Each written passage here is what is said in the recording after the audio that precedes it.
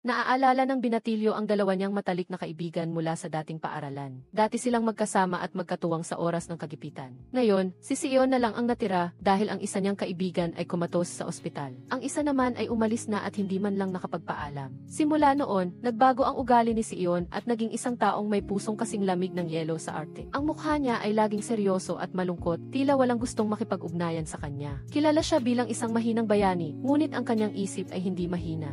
Lumipat si Sion sa isang bagong paaralan sa isang lugar na walang kakilala para magsimulang muli. Hinahangad ni Sion na magkaroon ng normal na buhay tulad ng iba. Gusto niyang kumain ng 3 beses sa isang araw, umaga, tanghali at gabi, at mag-snack, manood ng mga pelikula, at matulog ng mahaba tulad ng isang tunay na estudyante. Ang Eongyang High School ang pinili niyang paaralan. Sa tingin ni Sion, lahat ng estudyante sa paaralan ay maganda ang ugali. Ngunit sa katotohanan, sila ay mga bully na nagpapanggap lang ng mga modelong estudyante. Ang paaralang ito ay mas kakaiba pa kaysa sa dati niyang paaralan. Pumapasok ang mga estudyante ng walang dalang libro. Ang mga guro ay kakaiba rin, pagkatapos magturo, umalis sila agad nang hindi nakikipag-ugnayan sa mga estudyante. Dahil natatakot sila na kung mag-aalinlangan sila, madadamay sila sa drama ng mga estudyante. Pumasok si Sion sa paaralan at sinalubong siya ng malakas na hangin. Mukha siyang bida sa isang fairy tale na naghahanap ng supporting cast. Well, hindi naman kailangan ng marami, gusto lang ni Sion na hindi baliw ang mga estudyante sa paaralan na ito. Ngunit sa pagiging bida ng kanyang buhay, syempre, hindi ito magiging madali para sa kanya. Sa kanyang sariling obserbasyon, napagtanto ni Sion na kung hindi siya magiging baliw, mahirap mabuhay sa paaralang ito. Sa paaralang ito, may talagang nakakatakot na amoy, tulad ng matapang na amoy ng sigarilyo. Nahahalo sa amoy ng pawis ng tao mula sa pagiging makulit na lumilikha ng isang kasuklam-suklam na amoy na hindi matitiis. Si Hyoman ang bully ng Eongyang High School at napakaangas ng kanyang hitsura. Sa ilalim ng kanyang utos, kailangang magnakaw ng mga cellphone ang ibang estudyante. Pagkatapos, magtatayo sila ng isang mobile phone stand para magbenta at kumita ng pera para sa kanilang organisasyon. Ang sinumang susuway sa kanya ay mabibigyan ng gulo agad. Si Junbi ang kanyang matalik na alagad na laging nasa tabi niya. Napakamalas ni Junbi, kahit ayaw niyang maging masama, ipinanganak siya sa maling panahon. Mayroon siyang mukha ng isang mabait at matalinong bata. Bukod sa pagiging alipin ni Hyoman, mayroon pa siyang isa pang part-time na trabaho. Tulad ng iba pa niyang mga kaibigan, walang sinuman ang gustong pumasok sa landas ng pagnanakaw ng mga cellphone. Ngunit dahil ipinanganak sila sa maling panahon, wala silang magawa kundi tiisin ang paggawa ng mga bagay na hindi nila gusto. Kung hindi, magiging biktima sila o kaya naman ay magiging salarin ng mga krimen. Ngayon, binigyan si Junbi ng kanyang nakatataas ng misyon na nakawin ang cellphone ni Shun. Pumunta si Junbi sa silid guro para kunin ang bag na naglalaman ng mga cellphone ng buong klase. Iyon ang araw-araw niyang gawain, kaya hindi man lang nagduda ang guro. Ngunit sa halip na bumalik sa klase, dumiretso siya sa banyo at nag-isip ng matagal. Sa huli, hindi pa rin niya maiwasan ang utos at kinuha ang cellphone ni Shun at inilagay sa kanyang bulsa. Pagkatapos, bumalik siya sa klase at nagpatuloy ang lahat ng maayos ng walang nakakaalam. Pagkatapos ng klase, pumunta si Shun para kunin ang kanyang cellphone, ngunit wala ito doon. Nagkataon na si Junbi ang huling umalis sa klase at isa rin sa huling kumuha ng cellphone. Hindi nag-atubili si Shun na tanungin si Junbi kung nasaan ang kanyang cellphone. Nagbigay si Junbi ng ibang dahilan para magpaliwanag, ngunit hindi masyadong naintindihan ni Shun ang ilan sa mga ito. Kabaliktaran sa inaasahan ni Junbi, umalis na lang si Shun nang walang sinasabi. Pagkatapos, pumunta si Junbi kay Hyoman para ibigay ang mga cellphone na kanyang ninakaw. Mukhang nakonsensya si Junbi, kaya nilapitan niya si Shun para kausapin ito. Alam ni Shun kung ano ang nangyayari kay Junbi kaya hindi niya ito pinansin at hindi siya kinausap. Hindi sumuko si Junbi at pilit na sinundan si Shun at sinubukang makipag-usap pa. Si Shun, na parang isang matalinong Diyos, kahit alam ang lahat, ay hindi siya binuking at marahan lang siyang bumaling kay Junbi at nagsabi, "Uy, huwag kang maging duwag habang buhay ha. Kung may lakas ka ng loob, lumaban ka." Nako, kahit hindi ako duwag, masakit pakinggan ang linyang iyon. Tila nagising si Junbi sa isip at katawan. Umuwi si Shun at gabi-gabi ay kailangan niyang uminom ng sleeping pills para makaramdam ng kapayapaan. Sa kabila nito, hindi pa rin siya makatulog ng mahimbing. Pagkatapos, sumakay siya ng bus at pumunta sa ospital kung saan nakaratay ang kanyang kaibigan. Nagbahagi siya kay Suho na labis siyang nababagabag at naapektuhan. Sinabi niya na tinawag niya ang isang bagong kaklase na duwag at malamang ay nalungkot ito. Nadama ni Shun na siya mismo ang duwag, ngunit naglakas loob siyang sabihin iyon sa iba. Patuloy na nakahiga si Suho habang si Shun ay labis na nasasaktan. Patuloy siyang nagpadala ng mga mensahe kay Suho, ngunit paano naman sasagot ang isang taong walang malay? Nang sumunod na umaga, habang papunta sa paaralan, nakita ni Shun na binubuli si Juntae sa hagdanan. Biglang naalala ni Shun ang mga panahon na binubuli rin siya sa ganoong paraan. Ang mga eksena sa dati niyang paaralan ay hindi kailanman bumitaw sa kanya. Mahigit 10 beses na niyang naisip na lumaban sa mga bastos na iyon. Ngunit siya ay isang duwag, kaya paano siya makakagawa ng ganoong kabayanihan? Biglang, ang boses ni Hyoman ang nagpabalik sa kanya sa realidad. Nakaatayo si Shun doon, walang emosyon. Nilagpasan niya si Juntae nang walang ginagawang paglaban. Sa tanghalian noong araw na iyon, nilapitan ni Juntae si Shun at tapat na inamin na siya ang nagnakaw ng kanyang cellphone. Nang tawagin siyang duwag ni Shun, labis na nag-isip si Juntae. Hindi rin niya alam kung paano siya magiging matapang, tila ang pagiging duwag ay nasa kanyang dugo na. Bagaman naintindihan ni Shun ang nararamdaman ni Juntae, siya mismo ay binuli rin noon. Kung may paraan para tulungan ang sarili, hindi sana siya magiging miserable ngayon. Sa isang serye ng malupit na mga salita at aksyon, umalis si Shun at iniwan si Juntae na tulala. Nang gabing iyon, habang naglalakad si Shun pauwi, nakita niya si Hyoman na nakikipagkita sa kanyang mga kasamahan para ipagpatuloy ang kanilang negosyo. Humingi ng permiso si Hyoman sa mga bantay pinto na makapasok at makausap sandali ang boss. Pumiling siya sa boss na ipagpaliban muna hanggang sa susunod na linggo at nangako siyang magdadala ng maraming cellphone. Ang mga kasama niya ay tumawa lang sa narinig na pangako. Nagkataong nakasagot si Shun, ngunit si Juntae ay labis na nag-isip sa sinabi niya. Nagpasya siyang gumawa ng isang kabaliwan at iyon ay ang gamitan ng pliers ang locker ng cellphone ni Hyoman. Pagkatapos, isa-isa niyang ibinalik ang mga cellphone na kanyang ninakaw at humingi ng tawad sa kanila. Dahil sa kanyang pagkakasala, binigyan pa ni Juntae ang bawat isa ng power bank. Maaga pa kinabukasan, nang papunta sa paaralan si Shun, natanggap na niya ang kanyang cellphone. Nararamdaman ni Shun ang emosyon sa mensahe na iniwan ni Juntae, ngunit hindi niya alam kung paano ito ipapakita, kaya nanatili siyang tahimik. Ngunit hindi matatahimik ang buhay. Nang malaman ni Hyoman ang nangyari, nagalit siya ng husto dahil nalantad ang kanilang negosyo sa pagbebenta ng segundamanong gamit at nasira ang kanilang reputasyon. Hindi niya matanggap na nagtaksil ang kanyang alagad, kaya hinanap niya si Juntae at binugbog. Ngayon, matapang na tinatanggap ni Juntae ang mga suntok mula sa gangster na ito sa harap ni Shun. Patuloy na sinisipa si Juntae sa ulo at dumudugo siya, mukhang masakit. Naalala na naman ni Shun ang panahong binubuli rin siya. Sinusuntok, sinisipa, at kinakalagkad si Juntae. Ngunit nakatingin lang ang lahat dahil alam nilang ang sinumang makikialam ay madadamay. Sa gitna ng karamihan, nakaupo si Shun na ang mga kamay ay nasa bulsa ng kanyang uniforme. Ang kanyang mga mata ay kasing lamig ng tubig sa dalat, ang mga normal na tao ay nagpapanik, ngunit siya ay mukhang nagkalkula ng direksyon ng hangin at lakas ng pag-ikot. Ang karamihan ay tahimik at ang bawat tunog ng suntok ay naririnig na parang tunog ng tambol sa pagbubukas ng klase. Biglang, lumabas si Shun na ikinagulat ng lahat dahil may naglakas loob na pigilan ang bully ng paaralan. Mahinahon na binalaan ni Shun ang tanga na huwag maging agresibo at alamin ang kanyang limitasyon. Sinusubukan pa rin ni Shun na mamuhay ng tahimik bilang isang estudyante tulad ng isang refrigerator sa patay na palapag. Ngunit ang mga tao sa paligid niya ay hindi siya hinayaang maging mapayapa. Bagong umaga pa lang, hindi pa nakakakain ng almusal. Galit na ang mga tauhan ni Humin dahil hindi sila pinayagan na maglaro. Nagalit ng sobra ang nakasuot ng asul na kamiseta at balak sanang magsumbong sa guro. Ngunit nakita niya ang mga estudyante na nagmamadaling tumakbo na parang nangangaso ng sele. Nabalitaan kasi na may bagong pambubuli at ang bida ay walang iba kundi si Hyoman. Sa mga araw na ito, mas naging agresibo siya dahil wala si Humin sa paaralan. Kaya naman, gumawa siya ng gulo, gusto niyang agawin ang posisyon bilang hari ng paaralan at kailangan siyang hinga ng pahintulot ng sinuman. Kung hindi, tiyak na haharapin nila siya sa labas ng paaralan at hihingi ng paumanhin. Ang eksena ay lumipat kay Shun na dumaan at nakita si Hyoman na naghahanda na bugbugin ang isang mahinang estudyante. Ngunit bago pa man niya maidikit ang kanyang mga kamay, naobserbahan na ni Shun ang kanyang galaw at matagumpay na naiwasan ito ng mabilis. Dahil dito, sumablay ang suntok ni Hyoman sa harap ng lahat ng mga estudyante na nanonood. At kapag napahiya ka sa harap ng mga gangster, huwag mo nang itanong kung ano ang mangyayari. Galit na galit si Hyoman na parang inagawa ng charger ng telepono at handa ng saktan si Shun para makaganti. Nang handa na siyang sumuntok, ang nakasuot ng asul na kamiseta na tauhan ni Humin ay pinigilan siya. Tinawag niya si Hyoman na isang tanga. Ngunit nagwala pa rin ito. Ang pangalan ng binatilyong iyon ay Hyuntak. Nagbigay si Hyuntak ng isang sipa bilang babala kay Hyoman na siyang ikinatakot at ikinahiya ni Hyoman, kaya umalis na lang siya. Nais makipagkaibigan ni Hyuntak kay Shun, ngunit walang sinabi si Shun at dumiretso lang upang kunin ang salamin ni Juntae. Dahil hindi siya nakatanggap ng pasasalamat, nainis si Hyuntak at tinawag si Shun. Malamig na nagpasalamat si Shun sa taong nagligtas sa kanya at dinala si Juntae sa infirmary. Ngunit hindi sila makapasok sa infirmary dahil kung makita ng nurse na may mga pasa si Juntae, tiyak na mag-ulat ito. At kung makarating ang ulat kay Hyoman, tiyak na dadalhin niya ang buong grupo niya para tanungin sila. Ang mga kahihinatnan ay magiging katulad ng insidente noong grade 8. Kaya naman, Sinila ni Juntae si Shun sa isang lihim na silid na tinatawag na medicine base. Mukhang patago ang pangalan, ngunit sa loob, mukhang cute naman ito. Habang nagpupunas ang dalawa ng dugo at nakaupo, tahimik silang nagkatitigan na parang may kaluluwang lumulutang sa hangin. Bago pa man sila magkausap, may ilang estudyanteng mukhang mayayabang na pumasok at nagtanong kay Juntae nang may panlalait. "Oh, bakit ka may pasa? Sino ang nanakit sa iyo? Kailangan mo bang magpabakuna?" Galit na galit si Shun sa narinig, kaya tumayo siya at umalis ng walang imik. Ang grupo ni Hyuntak, na nakaupo at nagbubulungan tungkol kay Hyoman, ay biglang napatahimik nang lumabas si Hyoman at sinabing, "Nandito lang ako kanina, gusto't niyo pa bang magpatuloy?"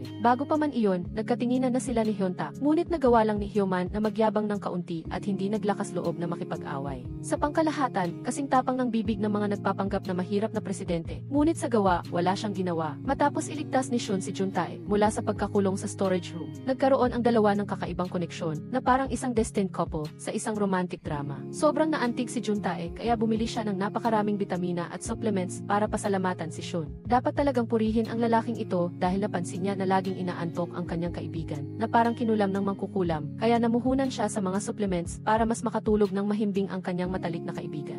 Kinabukasan, magkasama silang kumakain sa isang lamesa na parang bagong kasal. Masayang pinasalamatan ni Shun si Juntae dahil sa mabisang gamot na ininom niya kahapon na nakatulog siya ng mahimbing. At ibinida na rin ni Juntae ang multivitamin para patuloy na gamitin ng kanyang matalik na kaibigan. Sa totoo lang, may pagdududa ang kanyang mukha at hindi alam kung may masamang balak ba si Juntae. Ngunit naisip niya na baka galing lang ito sa kabutihan ng puso ni Juntae, kaya nagtiwala na lang siya. Pagkatapos, magkasama silang pumunta sa bakuran ng paaralan para mag-usap at magbahagi ng mga kwento sa kanilang kabataan na puno ng pagmamahal. Mukhang matagal ang hindi naranasan ni Juntae ang isang mapayapang tanghalian ng hindi natatakot na guluhin. Habang masaya silang nakaupo at pinanonood ang mga drama sa paaralan, biglang dumating si Hyoman at nagbigay ng isang mainit na chismis. "May galit si Hyuntak sa inyong dalawa, kaya mag-ingat kayo," sabi niya. Ngunit hindi ito naging madali nang nakita ni Hyuntak si Hyoman na malapit sa dalawang binata. Nagduda siya at tinitigan si Hyoman na parang nagtatanong, "Hoy, kaninong panig ka ba?" Naging mas komplikado ang sitwasyon nang walang kahihiyang lumapit si Hyoman kay Hyuntak.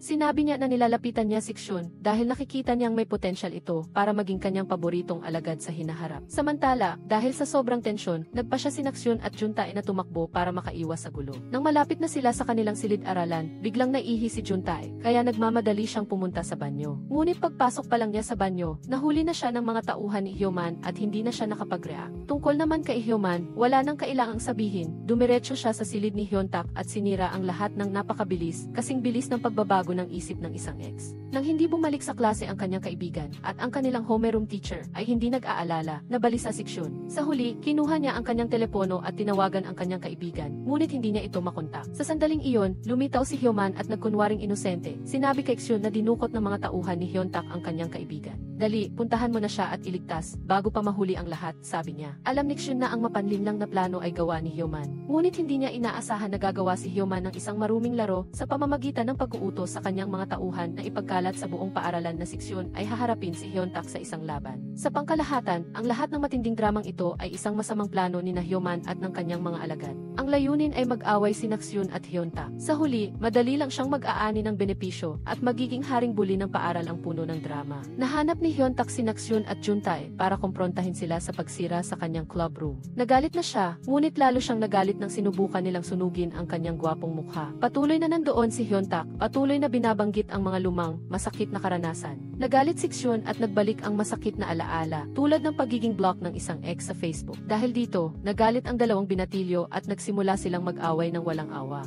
Kung ang bibig nila ay nagmumura ng putang ina, ang kanilang mga kamay at paa ay naglalaban ng matindi. Si Juntae sa tabi ay nanonood lang, tulad ng isang netizen na naghihintay ng drama. Habang nag-aaway sila, biglang dumating si Hyoman at ang kanyang mga tauhan. Parang mga bisitang hindi inimbitahan, ngunit puno ng drama. Lumabas na gusto nilang guluhin ang lahat para makuha ang posisyon bilang hari ng paaralan. Kaya naman, pansamantalang huminto si Shun at Hyuntak sa pag-aaway at bumuo ng hindi inaasahang alyansa para bugbugin ang buong grupo ni Hyoman. Nang handa na si Hyoman na magbigay ng isang mapanganib na suntok sa mga bata, biglang may malakas na sigaw na nagsabing tigil, na nagpatigil sa kanilang lahat sa loob ng 5 segundo. Ang dumating para magligtas ay walang iba kundi ang maalamat na si Humin na mayroong matinding pampalakas na musika sa background. Pagkakita pa lang ni Hyoman sa mukha ni Humin, namutla siya na parang nakakita ng taong pinagkakautangan. Kaya mabilis niyang itinapon ang hawak na baseball bat para ipakita ang kanyang pagiging duwag ngunit taos puso. Nakita ito ni Humin at lumapit at dahan-dahang binigyan si Hyoman ng isang napakagandang basketball. Kaya napasubsob siya na parang tinamaan ng isang natsa. Pagkatapos ay lumingon lumingon si Humin kay Xion na may tingin na parang pamilyar pero hindi naman niya nakita kailanman kaya natigilan si Xion sa kanyang kinatatayuan. Lumapit si Humin at tinanong si Xion ng ilang bagay pero ang lalaking ito ay umaktong parang isang malamig na lalaki na may seryosong mukha na parang nanakawan ng pera kaya hindi siya sumagot. Kaya napilitan si Humin na lumingon at magtanong tungkol sa kalusugan ng kanyang kaibigang si Hyuntak. Samantala, mabilis ding tumakbo ang mga tauhan ni Hyoman patungo sa kanilang amo. Sa puntong ito, pagkatapos ng ilang tanong ni Humin, minumura na siya ni Hyuntak dahil sa pagkakasuspinde ng basketball team. Matapos marinig ito, napahawak si Humin sa ulo at sinisi ang sarili na iniisip na baka dahil sa pulang buhok na kinulayan niya noong nakaraang araw kaya naapektuhan ang buong team. Habang nag-iisip siya ng may pagsisisi, biglang sumugod ang mga tauhan ni Hyoman at tinangkang gawin ang isang duwag na pag-atake. Ngunit hindi ganun kadali ang buhay. Hindi lang basta-basta si Humin, kundi nag-isa pa siyang lumaban at pinagpapalo silang lahat. Nagkalat sila na parang eksena ng pagpapalipad ng mga manok sa isang comedy film ni Stephen Chow.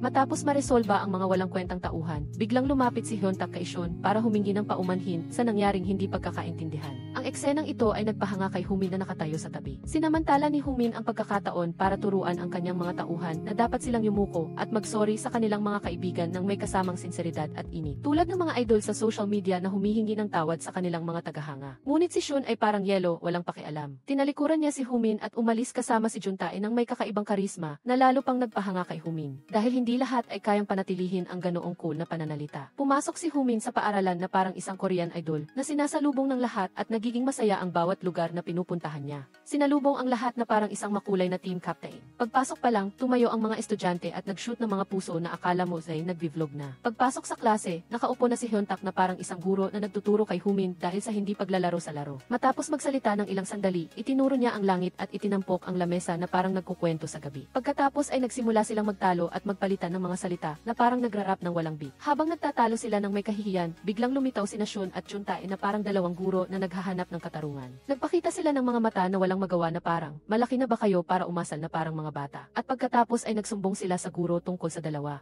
Sa madaling sabi, tinawag silang apat sa faculty room at ang mga mukha nila ay parang, wala akong kinalaman dito, pero nadamay lang ako. Kaya minumura sila ng prinsipal ng buong galang at may estratehiya na parang nagtuturo ng aral sa buhay. Gusto sanang magpaliwanag ni Xion pero hindi siya pinakinggan ng guro at sinabi pang, kung magsasalita ka pa, tatawagan ko ang mga magulang mo, kukunin ko ang record mo at hindi ka makakapag-graduate. Sa gitna ng tensyon, biglang sumingit si Humin at pinilit ang mga ulo ni Xion at Hyuntak na yumuko at magsorry sa guro. Ginawa niya ito para patahimikin ang dalawang tanga at hindi na sila makapagdebate pa. Pag-alis sa faculty room, nagsorry sila sa isa't-isa na parang katatapos lang nila sa isang survival team building. Ang malumanay na sinabi ni Xion na ayaw niya na hinahawakan ang kanyang ulo, ngunit walang pakialam si Humin sa pribadong bagay na iyon. Siya ay makulit na parang bablegum, kapag nakita niyang ayaw ng tao, lalo siyang lumalapit. Lumapit siya at masayang hinimas ang ulo ni Xion na parang nakikipaglaro sa isang tuta, kaya natigilan si Xion sa hindi niya pag-unawa sa sitwasyon. Ang tanging alam niya ay ang mga mata niya noon ay may nakasulat na, iligtas niyo ako, ang laki ng mundong ito. Noong hapon na iyon, payapang magkasama sina Xion at Juntae na umiinom ng gatas at hindi na nila nararanasan ang pananakot. Tiyak na naantig si Juntae sa katotohanan na naging payapa ang kanyang buhay pagkatapos siyang iligtas ni Xion. Ang kanyang mga mata noon ay nakatingin kay Xion na parang nakatingin sa kanyang tagapagligtas. Ang tingin niya, kung sasabihin ni Xion na siya ang liwanag sa dulo ng lagusan, handa si Juntae na sumunod sa kanya habang buhay. Nang gabing iyon, pinagsabihan na naman si Xion ng kanyang ina tungkol sa pakikipag-away, ngunit hindi siya nakikinig. Nakikinig siya na parang naka-airplane mode at dahil sa masakit na nakaraan kaya siya naging ganoon. Siya ay nananatiling sarado at tahimik na parang isang refrigerator na walang kuryente. Mula noon, madalas nang naglalaro sina Xion at Juntae kasama ang grupo ni Hyuntak at Humin. Tila masaya ang lahat at nagtatawanan na parang mga estudyante sa isang school drama. Maliban kay Xion, ngunit hindi niya iniiwasan ang lahat. Samantala, si Hyoman ay nakahiga dahil napakagalitan siya ni Baekjin. Sa totoo lang, nang makita ko ang eksena ni Hyoman na binugbog, pareho akong nasisiyahan at kaunti lang na naawa. Dahil malinaw na ginagampanan niya ang papel ng pinakabigong kontrabida sa lahat ng panahon, isang sipa sa tuhod at isang sampal sa pisngi ay sapat na para matumba siya. Mula sa pagiging magkaeskwela, naging basahan na siya ni Baekjin ngayon. Pagkatapos noon, pumunta ang buong grupo ni Humin sa tindahan ng manok ng kanyang ama para magkwentuhan. Siyempre, wala si Xion dahil kailangan niyang bisitahin ang kanyang kaibigan. Doon, nagkwentuhan sila tungkol sa mga pangyayari noong wala si Humin. Pinagalitan ng ama ni Humin ang kanyang anak dahil sa pagiging pabigat at sa pagkain ng sobra, ibabawas niya ang halaga ng manok ngayon sa kanyang allowance. Biglang nagbago ang eksena, si Xion ay papunta sa ospital para bisitahin si Suho. Ang kanyang matalik na kaibigan ay nasa koma simula pa noong part 1 at hindi pa rin nagigising. Habang pinupunan niya ang form para sa pagbisita, tumawag si Humin para magtanong kung ayos lang ba siya. Pero nanatili siyang malamig na parang hindi niya kailangan ang sinuman. Ngunit pagdating niya, bigla siyang nakatagpo ng isang lalaki na nagngangalang Songji, isang personal na tauhan ni Baekjin. Ang lalaking ito ay hindi bumisita sa sinuman sa ospital, ngunit dumiretso siya para hanapin si Shun na parang naghahatid ng isang utang sa dugo. Nag-iwan siya ng mga pahiwatig na parang, nasa sa iyo na kung sasama ka sa amin para protektahan ang iyong mga kaibigan. Pagkatapos magsalita, tumalikod siya na parang isang karakter sa isang Japanese movie. Iniwan si Shun na nakatayo ng tahimik na parang isang gintong manok na nawala ng direksyon. Sinundan ni Shun si Songji para makipagkita kay Baekjin. Kailangan niyang dumaan sa isang lugar na puno ng nakakatuwang party para sa mga kabataan na parang tinatago ang tunay na pagkatao ni Baekjin. Sa gitna ng kumikislap na ilaw at malakas na musika, naglakad siya hanggang sa makarating sa patutunguhan at pinabayaan ni Songji si Shun na makipag-usap mag-isa sa taong iyon. Nang buksan niya ang pinto, pinaghintay pa siya. Ngunit sa hindi nagbabagong ekspresyon ni Shun, hindi na siya nag-aksaya ng salita. Sinabi niya na kung makikita niyang lalapit ang taong ito sa ospital ni Suho, lilinisin niya ang buong grupo ni Baekjin para malaman nila kung ano ang karma. Matapos marinig ito, umiti si Baekjin ng mapait na parang sabaw. Iyan ang dahilan kung bakit sinabi ni Shun ang sagot sa problema na ginagawa niya, kaya wala nang magawa si Baekjin. Pilit ni Baekjin na iwanan ni Shun si Humin para sa kapayapaan, at pumayag siya. Pumayag siya nang walang anumang emosyon sa mukha, ngunit ang puso niya ay mabilis na tumibok, dahil alam niyang pumirma siya sa isang kontrata na mamuhay sa ilalim ng presyon. Pagkaalis ni Shun, sandaling nag-isip si Baekjin. Pagkatapos ay lumapit siya at nagsimula ng isang masiglang pag-usap sa kanya, na parang, ano ang iniisip mo? Ngunit hindi siya interesado, ang kanyang mukha ay blanko na parang printer na walang tinta. Dahil sa oras na ito, isang obsesyon lamang ang nasa isip niya ang paaralan ng Igyang.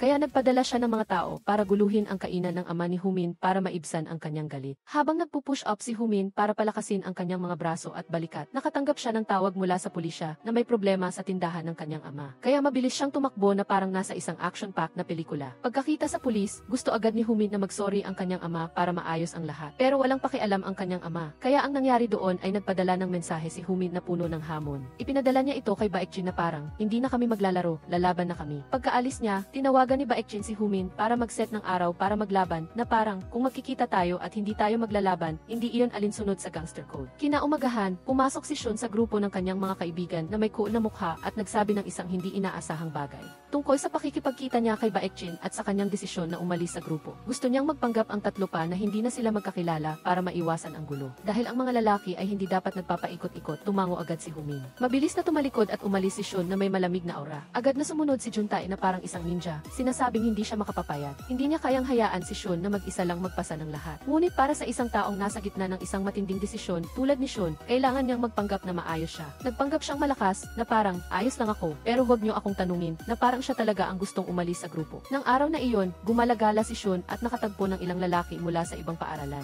Nang akala niyang susuntukin na siya, swerteng nakilala siya ng mga lalaki na siya pala ang taong mahigpit na sinabi ni Baekjin na huwag gagalawin. Kaya nakalabas siya ng buo at walang galos. Sa kabilang banda, naghahanda na sanang umalis ang tatlong magkakaibigan nang biglang nagsinungaling si Humin na makikipag-date siya. Pagkatapos ay nawala siya na parang hindi siya nag-exist at naiwan ang dalawa na hindi pa rin nakakaintindi. Sa sandaling iyon, nagsimula ang mga tauhan na direktang tinarget si Hyuntak at hinarangan ang kanyang daan. Sa isang madilim na nakaraan, si Hyuntak ay dating binuli nila ng paulit-ulit. Ngunit sa pagkakataong ito, hindi siya tumakbo kundi pinigilan ang kanyang sarili at sinabi kay Juntae na tumakbo na. Habang siya naman ay mananatili para makipag-ugnayan kay Songji. Ang pagiging matangkad ni Juntae ay nakatulong sa kanya na tumakbo ng mabilis na parang hangin. Nakatakas siya mula sa dalawang humahabol sa kanya sa isang kahangahangang paraan na parang sumasali sa isang karera kung sino ang makakatawag muna. Wala siyang ibang pagpipilian kundi tawagan si Shun para humingi ng tulong. Pagkatawag niya, agad na tumawag pabalik si Shun na parang may-ari ng isang skill at mabilis na tumakbo na parang hangin. Handa siyang sumali sa laban para sa kanyang mga kapatid. Tahimik na lumapit si Humin sa amusement park para hanapin si Baekjin.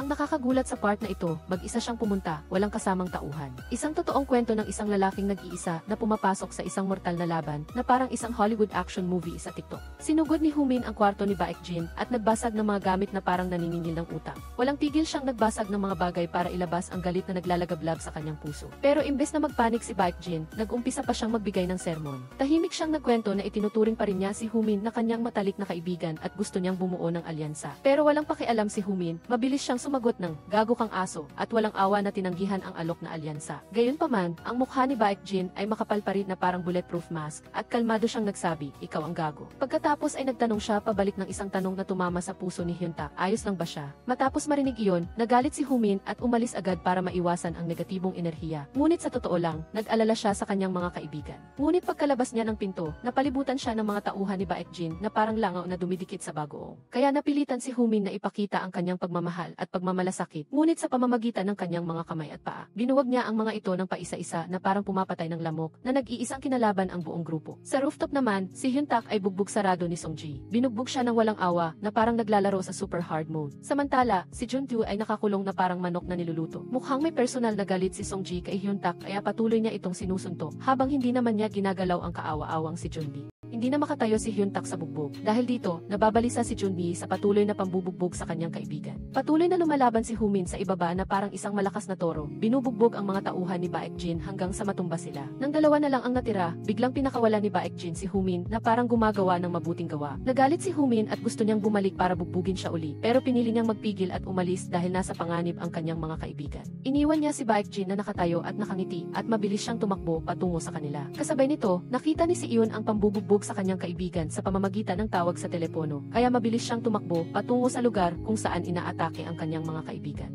Habang tumatakbo siya, nakatagpo siya ng dalawang hindi kilalang tao na abala sa pagkomento tungkol sa kanyang mga kaibigan sa isang nakakatawang video. Lumalabas na sina Hyuntak at Junti ay binugbog at kinunan ng video para sa TikTok kaya sila sumikat. Habang hinihintay si Siun na dumating para iligtas sila, halos duguan na si Hyuntak. Pero nang makita niyang nakahiga si Junti sa bakod na parang isang walang awang tuta, tumayo siya at lumaban muli. Ngunit dahil bugbog na siya, paano pa niya masusuntok si Songji? Nakakalungkot na kinahantungan ni Hyuntak ang pagiging bugbog sarado ni Songjay at pagkatapos ay pinagsama siya kay Junbi na halos mawalan na ng malay. Pagkatapos ng lahat, inayos ni Songji ang kanyang salamin at walang pakundangan na kinunan ng larawan ang dalawang binata. Kinunan niya ang larawan na parang ipinagyayabang ang kanyang bagong napanalunang tagumpay sa TikTok. Habang ina-apply niya ang filter para makuha ang perpektong larawan, biglang sumulpot si Siun. Gwapo at mayabang, walang sinabi si Siun, malamig lang ang kanyang mukha na parang pera. Pagdating niya, nakita niya ang buong eksena ng digmaan sa harap niya. Hindi na siya nagtanong pa para hindi na mag-aksaya ng oras. Inihagis niya ang kanyang bag at agad na lumusok para makipaglaban kay Songji. May hawak na maliit na ballpen si Siun, ngunit ang galit niya ay kasing laki ng isang electric rice cooker.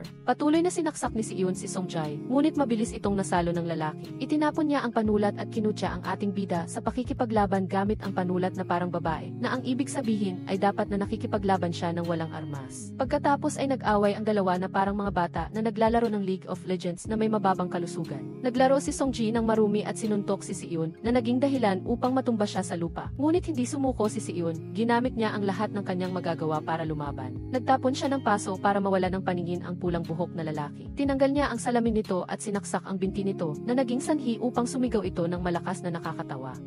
Hindi malakas ang suntok ni Siun pero may utak siya para mag-isip ng diskarte sa pakikipaglaban. Sino ang nagsabing mahina ang mga estudyante? Lumaban siya na parang isang ninja na sumasali sa Asian Championship. Ang isa ay sinusubukang suntukin ang ulo ng taong nanununtok sa kanyang binti, habang ang isa naman ay sinusubukang saksakin ang binti ng tao. Kinuha ni Siun ang salamin at sinubukan na saksakin si Songji para matuto ito, pero sa kasamaang palad, naharangan ito. Akala mo ay tapos na, pero nagyakapan silang dalawa at nagsuntukan na parang wala ng bukas. Binigyan ni Songji si Siun ng isang malakas na sipa na nagpatumba sa kanya na parang nakainom ng 3 bote ng alak. Nang makita ito, hindi pinalampas ni Songji ang pagkakataon at sinamantala ang sitwasyon upang suntukin muli ang kaawa-awang mukha ni Siun. Ngunit dahil sa dalawang kaibigan niyang nasa malapit na mawala ng buhay, tumayo pa rin si Siun at lumaban. Sa panonood ko pa lang sa suntukan, naramdaman ko na ang sakit. Si Siun ay binugbog ni Songji ng isang buong combo at hindi siya makahinga. Nang akala ko ay sasabog na ang kanyang mga ugat, biglang ginamit niya ang kanyang noo bilang isang martilyo at tinamaan si Songji sa binti. Isang malakas na sigaw ang narinig na siguro Lay narinig hanggang sa Korea. Sa huli, parehong natumba ang dalawa sa lupa. Naawa ako at humanga sa kanilang determinasyon na lumaban hanggang sa dulo at kung hindi manalo ay matalo na lang.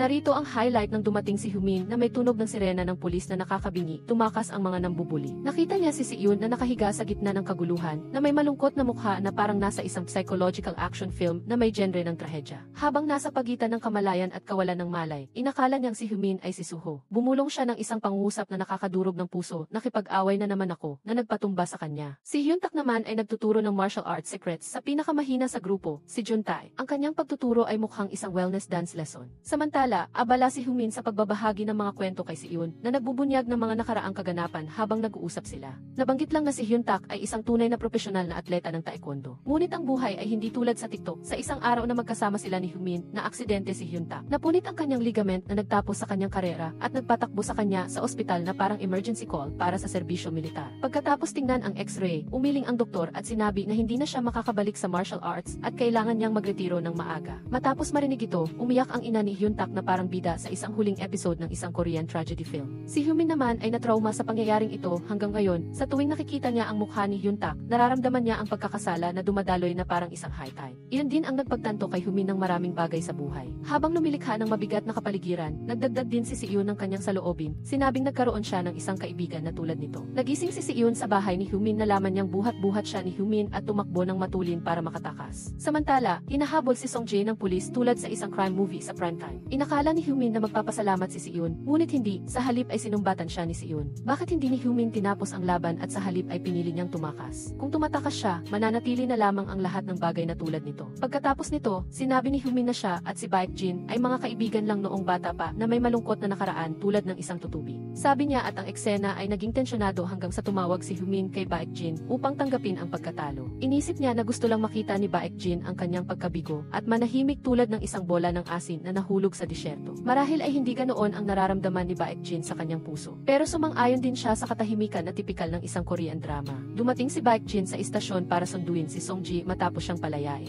Dinala niya si Song-ji sa isang mabahong lugar na puno ng dugo at mabahong amoy hanggang sa si Charlie na tulad ni Song-ji ay napangiwi at nagreklamo. Ngunit nagtanong pa rin si Baek-jin kay Song-ji kung ano ang sinabi niya sa pulis. Dahil siya lang ang may karapatang mag-access sa sikretong account ni Baek-jin. Kaya nagsimulang mag-acting si Song-ji na parang biktima na hindi pinagkakatiwalaan. Pagkatapos ay sinabi niyang magpapahinga muna siya sa pakikisama kay Baek-jin para maiwasan ang gulo. Dahil sa galit siya sa pagiging pinagdudahan na parang estranghero. Ano ba naman yan, magkapatid pero ang turingan ay parang lumang damit na galing sa Taeyang. Kinabukasan, pagkatapos ng klase ni Baek-jin, may isang lalaking miyembro ng gang ang naghihintay sa kanya, parang isang sales agent na nanghihikayat ng kliyente. Sabi niya na gusto ng kanyang boss na sumakay si Baek-jin sa sasakyan at mag-usap ng mahinahon, parang nagkakape at nagkukwentuhan. Pero si Baek-jin ay hindi pumayat, kaya nagbago ang ugali ng lalaki at biglang hinila ang leg niya. Hindi ordinaryo si Baek-jin kaya agad siyang lumaban. Kaya nagsimula ang suntukan ng walang pasabi. Nakakatawa dahil si Baek-jin ay mag-isang sumuntok sa dalawang lalaki. Sinuntok niya sila hanggang sa maging isang tumpok na parang basura pagkatapos ng isang pista. Habang nanununtok, nang asar siya, sabi ko na tatawagan ko ang amo ninyo pero hindi kayo naniwala. Kailangan ko pa talagang gumamit ng kamay bago kayo maniwala. Habang masaya silang nakaupo at hindi pa nakakain ng cake o nakakainom ng tsaa, nakatanggap si Hyun-min ng tawag mula sa istasyon ng pulisya. Sinabi sa kabilang linya na ang tatay ni Hyun-min ay nag-iskandalo dahil inatake ng kung sino, kaya ngayon ay nasa detention center siya. Pagkatapos niyang marinig iyon, tumayo si Hyun-min at tumakbo na parang hinahabol ng multo papunta sa lugar. Nang makita niyang nakakulong ang tatay niya, muntik na siyang maihi sa takot. Mabilis siyang tumawag kay Baek-jin para humingi ng tulong, ngunit hindi sinagot ng lalaki ang tawag niya. Nag-text lang siya ng isang malamig na mensahe na ang gusto niya ay sumali si Hyun-min sa alyansa. Kasabay nito, dumaan ang mga alipores ni Baek-jin sa harap ni Hyun-min dahil sa galit, sinugod niya silang lahat sa harap ng istasyon ng pulis. Ang panununtok niya ay parang nag-o-audition siya para sa isang supporting role sa isang low-budget, ngunit high-quality na action movie. Matapos silang bugbugin, tinawagan nila si Baek-jin para i-report ang sitwasyon. Pero hindi pa rin siya natinag, parang nanonood lang ng live stream na nagbebenta ng cream at sinabi lang niya na magaling ang ginagawa ni Hyun-min. Pagkatapos, pumunta si Baek-jin sa base at nakita niya si Chairman Choi na nakaupo sa makapangyarihang silya. Ang amusement park na akala ng mga bata ay lugar para magligawan ay pag-aari din pala niya. Nang makita niya ang chairman, naging mabait si Baek-jin na parang isang tuta na nakatali. Nang marinig ni Chairman Choi ang report ni Baek-jin na ayos na ang lahat, sinuntok niya ang mesa hanggang sa mabasag, parang naglalaro ng piggy bank. Ang kulay sa kanyang kamay ay dumaloy na parang patis. Malinaw na binabalaan niya ang kanyang paboritong tauhan na kung hindi siya magiging mahusay, magkakaroon siya ng tunay na gulo, hindi lang biro. Nang gabing iyon, pag-uwi ni Seon, nagulat siya sa kanyang nanay. Idineklara niya na ipadadala niya ito sa ibang bansa para mag-aral dahil sa Korea, tuwing pumapasok siya sa paaralan, ang kanyang mukha ay parang paleta ng makeup na may sira. Hindi sumang-ayon si Seon, ngunit ang kanyang ina ay labis na nasasaktan sa tuwing nakikita niya ang kanyang anak na binubugbog araw-araw, kaya pinilit niya itong umalis. Kaya lumabas ang isang nakakapanabik na eksena na parang sa isang pelikula sa Pasko, sinumbatan ng ina ang anak dahil hindi siya naiintindihan, habang sinabi naman ng anak na hindi siya naiintindihan ng ina. At sila ay nag-away gamit ang luha at mga mata. Naramdaman ni Seon ang kawalan ng pag-asa, labis na nami-miss ang kanyang mga kaibigan, ngunit wala siyang magawa. Kinabukasan, pumunta siya sa paaralan upang humingi ng mga dokumento para sa pag-aaral sa ibang bansa sa kanyang homeroom teacher at iba't ibang bagay ang nasa isip niya. Ang tungkol sa kanyang pag-aaral at kinabukasan, pati na rin ang pagmamahal sa kanyang mga kapatid ay bumabalik na parang tsunami. Tungkol naman kay Hyun-min, nalilito siya dahil sa mga nangyari kay Baek-jin at sa kanyang tatay. Nang umagang iyon, nag-absent si si Humin sa klase at pumasok sa kanyang kwarto ang kanyang galit na tatay. Binigyan siya ng tatay niya ng sermon na gusto niyang magpa-ospital sa isip pagkatapos marinig. Galit na galit si Humin dahil sa pakiramdam na hindi siya naiintindihan ng kanyang sariling pamilya. Umalis siya at naglakad-lakad sa labas na puno ng sama ng loob. Biglang tumunog ang telepono niya, si Baekjin ang tumatawag. Malamig ang boses niya, ngunit ang mga salita niya ay tumama sa pagmamalaki ni Humin. Pinapipili niya si Humin sa pagitan ng kanyang mga kaibigan o pamilya. Sobrang galit si Humin na gusto niyang ihagis ang telepono para mawala ang inis. Kaya pumunta siya sa amusement park ng mga lalaki kung saan naroon ang matabang lalaki na mayabang. Pagkita nila, sinalubong siya ng isang malakas na sampal. Hindi nagpatalo si Humin at gumanti agad ng isang dekalidad na suntok. Pagkatapos, sinabi ni Sixnam na sumali na siya sa alyansa at ngayon ay gusto niyang makipagkita kay Humin upang pag-usapan ang isang mahalagang bagay. Samantala, sa bahay, nagsusulat si Siyun ng kanyang application para mag-aral sa ibang bansa at inihanda na niya ang kanyang pasaporte at tiket sa eroplano. Gulo ang kanyang pakiramdam. Biglang tumawag sina Hyuntak at Chuntae at inaya siyang lumabas para magkasama sa huling pagkakataon. Kaya naglaro sila ng basketball, parang mga kabataan sa high school sa isang bersyon na mas matapang. Habang naglalaro, nagpanggap silang hindi malungkot, ngunit alam ng lahat na malungkot sila. Nalaman na nila na aalis na si Siyun para mag-aral sa ibang bansa, kaya masaya sila para sa kanya. Kaya lang, masaya sila sa malungkot na paraan, walang sumasayaw o nagdiriwang. Naramdaman ni Siyun na may mali kaya tinawagan niya si Humin. Si Humin naman, habang nakikinig, ay halos maiyak pero pinilit niyang magsalita ng malamig na parang hindi siya apektado para lang magpanggap na matapang. Habang kitang-kita naman na nag-aalala siya, ang eksena ay parang isang masakit na paghihiwalay na puno ng pagmamahal at sakit. Pagkatapos, naglakad si Humin papunta sa base ni Baekjin, kung saan naghihintay ang mga tauhan nito at si Baekjin na nakatayo sa gitna. Pumiti si Baekjin na parang demonyo at inanyayahan si Humin na sumali sa alyansa gamit ang kanyang matatalim na tingin. Pagkatapos nito, ang eksena ay lumipat kay Siyun na nakaupo sa airport, hawak ang kanyang pasaporte. May kumpletong tiket sa eroplano, handa nang lumipad sa isang lugar na walang laban. Habang naghihintay na mag-check-in, tumawag si Chuntae. Magkaibigan pa lang sila ng matagal pero kailangan na nilang maghiwalay. Ang pakiramdam ni Siyun ay parang gulo. Nagbahagi si Chuntae ng kanyang damdamin na parang nagsusulat ng isang love letter noong high school. Sinasabi ang lahat ng nasa puso niya tungkol sa pag-unawa at pakikiramay. Napaluha si Siyun na parang sirang tubo ng tubig. Iyon ang mga luha ng isang tao na sa wakas ay nakahanap ng isang taong nakakaintindi sa kanya, ngunit kailangan pa ring maghiwalay. Ito ang nagpaduda kay Siyun sa kanyang desisyon na mag-aral sa ibang bansa. Dahil sa wakas ay nakahanap siya ng isang tunay na kaibigan na marunong makinig at makiramay sa kanya. Nagmamadaling tumakbo si Hyuntak na parang hinahabol siya. Nalaman niyang ang balita pala ay hindi na aalis ang matalik niyang kaibigan para mag-aral sa ibang bansa, kaya nagmamadali siyang hanapin ito. Nang makita niya si Siyun na nakaupo doon, nagulat siya na hindi man lang ito umiti sa tuwa. Walang reaksyon ang mukha niya at agad siyang nagtanong tungkol kay Humin dahil pala nakipagtulungan si Humin kay Baekjin para panatilihing tahimik ang lahat at wala ng drama. Pagkatapos marinig ito, nawala ang ngiti ni Hyuntak dahil ang kwento ay masyadong makatotohanan at hindi niya maipagtatalunan. Tatlong lalaki ang nagkatinginan ng hindi nagsasalita at lahat sila ay parang nahuli sa kanilang sariling kasalanan sa harap ng klase.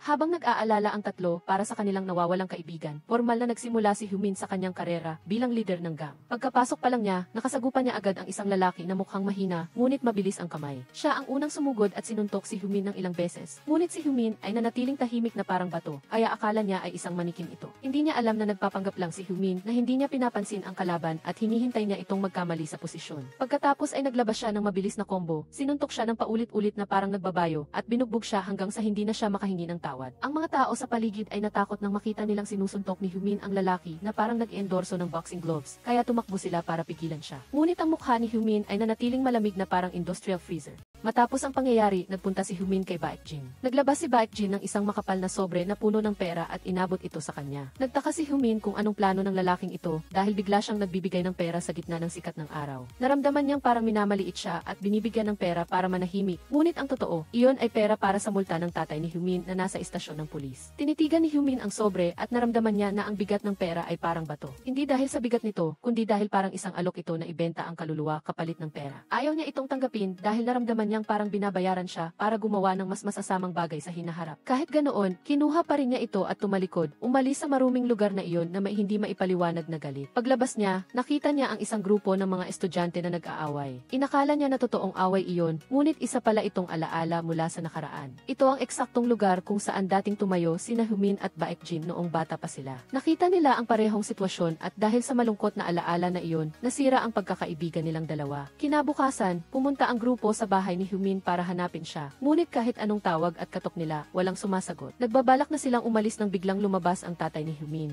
Sumama ang grupo sa tatay ni Hyumin sa bahay. Akala nila ay aanyayahan sila na magmeryenda at mag-usap ng maayos. Sa halip, ibinuhos niya ang buong pitsel ng inumin at inalok sila na parang mga kainuman. Bago pa sila makainuman, nagsimula na ang tatay na magalit sa kanyang masamang ugali na anak dahil hindi ito umuwi sa loob ng ilang araw. Naging mainit ang ulo ng mga kaibigan ni Hyumin at agad nilang ipinagtanggol ang kanilang kaibigan. Ang bawat isa sa kanila ay nagsalita ng mahinahon, ngunit puno ng panggigipit na nagpatahimik sa tatay sa loob ng 5 segundo at hindi agad nakasagot. Nakita ni Seon na tumitindi ang sitwasyon, kaya nagdagdag siya ng gas sa drama sa pamamagitan ng isang matinding pahayag. Sinabi niya na ang problema ay hindi si Hyumin kundi ang kanyang sariling tatay. Pagkatapos marinig ito, agad na pinalayas niya ang kanyang mga bisita ng walang awa. Itinaboy niya silang lahat palabas ng bahay na parang nagtataboy ng masasamang espiritu. Namutla ang lahat sa takot sa tatay ng kanilang kaibigan, parang natatakot sa isang Diyos. Nakatayo sila sa labas ng bakuran, nanginginig pa rin. Pero nagsimula silang magtaka kung bakit napapadalas ang pakikipag-away ni Hyumin. Nag-isip-isip sila ng matagal pero wala silang maisip at gaya ng dati, lumipat na naman ang eksena ng pelikula para hindi na kami mag-isip ng malalim. Hinanap ng 3 superhero si Hyumin para tanungin siya. Ang layunin nila ay malaman kung nasaan si Hyumin para mailigtas siya bago pa mahuli ang lahat. Nang makita niya silang nagmamakaawa, nag-anyong boss siya ng isang multi-level marketing company. Alam ko, pero hindi ako sigurado kung sasabihin ko sa inyo, sabi niya. Pagkatapos, nagbigay siya ng isang pahiwatig na may amoy ng money laundering na ang lugar ay pinamamahalaan ni Beijing.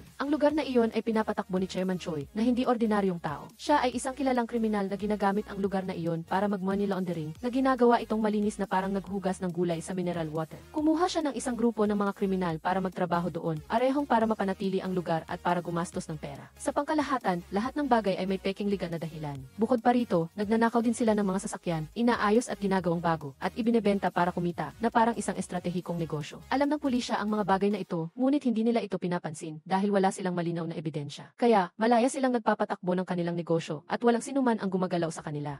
Matapos magtalo at magmurahan, biglang nag-alok si Hyoman na makipagtulungan sa grupo ni Seon para makapaghiganti. Akala niya ay matutuwa sila, ngunit binuhusan lang siya ng malamig na tubig. Sinabi nila ng direkta na hindi siya kailangan ng 3 lalaking ito. Pagkatapos marinig iyon, halos himatayin si Hyoman na mula ang kanyang mukha sa galit at umalis na puno ng pighati. Habang si Seon naman ay tumingin sa dalawang kaibigan niyang sina Hyun-tak at Chun-tae. Ang kanilang mga mukha ay puro pasa na parang bagong lutong siopaw at ayaw niyang masaktan pa sila, kaya ihipan samantalang sinuspinde ng grupo ang kanilang plano. Nag-isip sila kung paano kumilos ng may talino at pagmamahal. Umuwi si Hyumin at inilagay ang sobre ng pera sa mesa para sa kanyang ama. Kakaupo pa lang niya, tumawag na agad si Baekjin at nag-utos na parang isang leader ng gang. Inutusan niya si Hyumin na magnakaw ng motorsiklo na parang naglalaro ng isang video game sa high school. Si Hyumin ay ang pinakamatalinong estudyante sa paaralan, ngunit ngayon ay isang leader ng money laundering at magnanakaw na talagang nakakagulat. Natuklasan na ni Seon ang lahat ng nangyayari, kaya nag-iisa siyang pumunta sa hideout para hanapin si Baekjin. Nagulat ang lahat at hindi maintindihan kung ano ang iniisip niya. Ang mga tauhan ni Baekjin ay natuwa nang makita si Seon, parang nakakuha sila ng regalo sa bagong taon. Ngunit hindi pa rin nila pinapasok si Seon para makita si Baekjin. Nagsimula si Seon na maging matigas at walang emosyon, kaya medyo natakot sila at maingat na umalis para manatiling ligtas. Samantala, pumunta sina Hyun-tak at Chun-tae sa lumang pabrika kung saan tinatago ni Baekjin ang mga ninakaw na sasakyan. Nagtago ang dalawa na parang sa isang murang detective movie. Sinubukan nilang sumilip sa butas ng pinto para malaman ang katotohanan. Sa wakas, nakumpirma nila na iyon ay ang hideout ng mga ninakaw na motorsiklo. Sa totoo lang, kung ang dalawang ito ay magiging detective, kahit si Sherlock Holmes ay tatakbo at susunod lang sa kanila. Nang gabing iyon, pumunta si Hyumin sa hideout ng motorsiklo at sinimulan itong nakawin na parang gumagawa ng isang misyon sa isang action game. Habang inaakay niya ang motorsiklo, tumunog ang telepono ni Hyun-tak, kaya nagbuntong hininga si Hyumin na parang naglalabas ng lahat ng sakit sa loob niya. Pagkatapos ay pinatay niya ang telepono, kaya nagalit si Hyun-tak at gusto niyang basagin ang kanyang telepono. Dahil sa galit, nagdesisyon si Hyun-tak na gumawa ng isang malaking hakbang at isinama si Chun-tae sa lugar. Sinipa niya ang pinto ng pabrika, ginagamit ang lakas mula sa kanyang galit sa loob. Nang walang nagbukas ng pinto, nagdesisyon ang dalawa na pumasok dahil hindi na sila makapaghintay. Pagkatapos ng ilang sandali ng pakikipaglaban na parang ninja sa isang sikat na action movie, sa wakas ay nakapasok sila sa loob at lihim na inusisa ang bawat sulok. At natagpuan nila ang isang buhay na ebidensya, ang underwear na may larawan ng tigre ni Hyumin na nakasabit at alam nilang matapang ang kanyang panlasa. Pagkatapos nito, sigurado na ang dalawa nakasali si Hyumin, patuloy silang naghalungkat at nakakita ng mga kahina-hinalang dokumento na balak nilang dalhin kay Baekjin. Dahil ang mga iyon ay mga dokumento tungkol sa mga iligal na gawain tulad ng money laundering, pagnanakaw ng sasakyan at iba pang pandaraya ng mga gangster sa eskwela. Kasabay nito, formal na hinarap ni Seon si Baekjin at diretsahang nagtanong. Ang isang top 1 student na katulad mo ay gumagawa ng mga iligal na bagay, kaya sigurado akong mayroon kang dahilan. Pagkatapos ay nahulaan niya na alam ni Hyumin ang lahat ng mga bagay na ito. Nang marinig ito, nanatiling walang emosyon ang mukha ni Baekjin na parang isang kontrabida na sinanay mula pa noong bata. Dahil alam niyang nandito si Siyun para lang magdistraksyon habang ang dalawa ay pumapasok sa pabrika. Nang malaman ni Siyun na nabunyag ang kanilang plano, inihanda niya ang kanyang kamao para simulan ang laban. Pero bago pa siya makasuntok, dumating si Humin na parang superhero. Hinila si Siyun palabas. Sinabi ni Siyun kay Humin na natuklasan ang dalawa at kailangan niyang iligtas sila kaagad. Tumango si Humin, tinanggap ang misyon na manatili at makipagsolo kay Baekjin habang si Siyun ay pumunta para iligtas ang right-wing team. Sinabi ni Humin ng direkta kay Baekjin na hindi na siya magnanakaw ng sasakyan. At opisyal na ring idineklara ang paghihiwalay nila na parang walang nangyari. Dahil dito, napatingin lang si Baekjin at nainis. Samantala, sa pabrika, natuklasan ni Hyuntak at Juntae ang mga record ng mga illegal na transaksyon ng mga sasakyan ni Baekjin. Parang nakakita sila ng ginto at masayang-masaya silang aalis na sana nang biglang lumabas ang mga tauhan ni Baekjin at hinarangan ang pinto. Gaya ng dati, nagtago si Juntae sa likod ni Hyuntak. Isang mainit na labanan ang naganap at naging bayani si Hyuntak, sinuntok ang mga kalaban. Habang si Juntae naman ay mahigpit na niyakap ang backpack na naglalaman ng mga dokumento para hindi ito mawala. Pagkatapos ng labanan, dalawa-dalawa na lang ang natira na parang paglabas ng mga bayani. Tinulungan ni Hyuntak ang dalawang magkakalaban na nakipaglaban sa isagi-isa at nagpatuloy siyang lumaban kahit na sinuntok siya ng ilang beses. Sa huling sandali, biglang lumabas si Juntae para tulungan ang kanyang kaibigan. Ang pagkakaibigan nila ay matibay sa gitna ng pagsubok. Pagkatapos nito, nagmamadali silang tumakbo na para bang hinahabol ng isang tren. Sa wakas, nakarating sila sa ligtas na lugar na kapwa humihingal at handa ng umiyak. Sa sandaling iyon, papunta si Siyun para iligtas ang kanyang kaibigan. Ngunit tumanggap siya ng tawag mula sa ospital na nagsasabing nasa emergency si Suho. Ang ospital ay nakita lamang ang numero ni Siyun at tumawag sa kanya upang mahanap ang pamilya ni Suho. Nang marinig na nasa kritikal na kondisyon ang kanyang kaibigan, tumayo si Siyun sa kalye na parang estatwa ng wax na nakalantad sa araw. Namutla ang kanyang mukha na parang nasira ang pelikula na hindi pa niya napapanood. Tumakbo si Hyuntak at Juntae na parang hinahabol ng mga aso na dumadaan sa bawat eskina at kalye. Sa wakas, nakakita sila ng isang lumang truck na nakaparada sa gilid ng kalsada at nagtago sila sa ilalim nito na parang mga ninja. Naibulong ni Hyuntak sa sarili niya na ang lugar na ito ay talagang epektibo para magtago. Samantala, si Juntae na nakaupo sa ilalim ay ipinagmamalaki ang kanyang sarili. Maniwala ka sa akin. Maraming beses akong nabubuli, kaya marami akong karanasan sa pagtatago. Huwag kang mag-alala, kaibigan.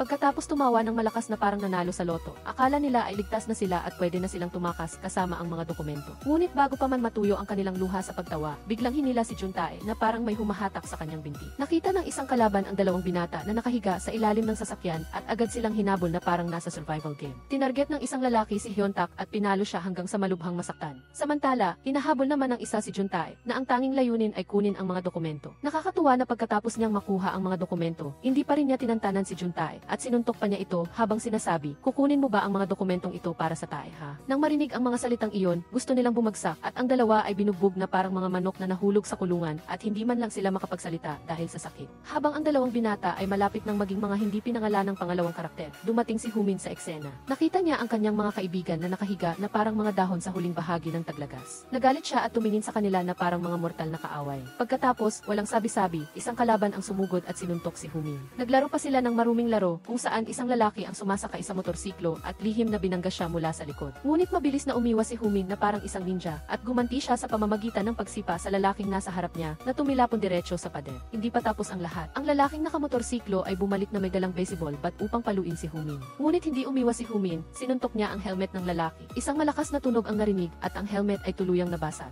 Parang takot na dahon, sinabi niya, natatakot ako, wag mo akong saktan. Hindi pinansin ni Humin at sinugod siya, hinawakan sa liig at sinakal ng napakahigpit na kailangan pang pigilan ni Hyuntak. Nang makitang hindi kayang pigilan ni Hyuntak, nagmamadaling lumapit si Junpei para tumulong. Ngunit sa sandaling iyon ay tumunog ang telepono ni Junpei pagkatapos niyang sagutin ang tawag. Nanginig si Junpei na parang bumaba ang kanyang presyon ng dugo. Nagmadali siyang sumigaw na nasa emergency room si Siyun dahil sa isang aksidente. Nang marinig ito, agad na tumayo si Humin at ang iba pa, tumakbo patungo sa ospital na parang mga bala. Nang makarating sila, natigilan sila nang makita si Siyun na nakahiga pa rin sa intensive care unit. Ang ina ni Siyun naman ay nakaupo sa tabi niya, umiiyak ng husto na parang nalalagas ang kanyang bituka. Ang grupo ay walang magawa kundi manahimik. Sa unang pagkakataon, naramdaman niya ang pakiramdam ng nalalapit na pagkawala. Sa pagkakataong ito, si Siyun ay nasa malalim na pagtulog, ngunit sa kanyang isipan, nakaupo siya sa isang sulok, tahimik na pinapanood ang kanyang tatlong matalik na kaibigan na masayang naglalaro na parang wala silang lungkot. Nakakagulat, sa memoryang iyon, si Suho ay nakaupo na sa isang sulok. Ang mga mata ni Suho ay tumingin kay Siyun nang mailungkot at sinabi niya, sa huli, lahat ay magiging tulad ko. Ang mga naiwan ang laging nagdurusa sa pinakamalaking pagkawala at sakit ng puso kapag sila ay naghihiwalay sa pagitan ng langit at lupa. Ang mga salitang iyon ay tumunog na parang pinupunit ang puso ni Si-eun. Kahit sa panaginip niya, sinisisi pa rin niya ang kanyang sarili at hindi niya mapatawad ang kanyang sarili. Sa totoong buhay, nakaupo sina Hyun-tak, Jeonbi, at Humin sa harap ng emergency room. Namumula ang kanilang mga mata at gulo ang kanilang mga puso at walang sinuman ang naglakas loob na tumingin sa ina ni Si-eun. Tahimik na sinabi ng ina, okay na si Si-eun, umuwi na kayo at magpahinga. Nang marinig iyon, sabay-sabay silang umiling at sinabing, hindi, okay lang kami. Kaibigan kami ni Si-eun at hindi namin siya iiwan.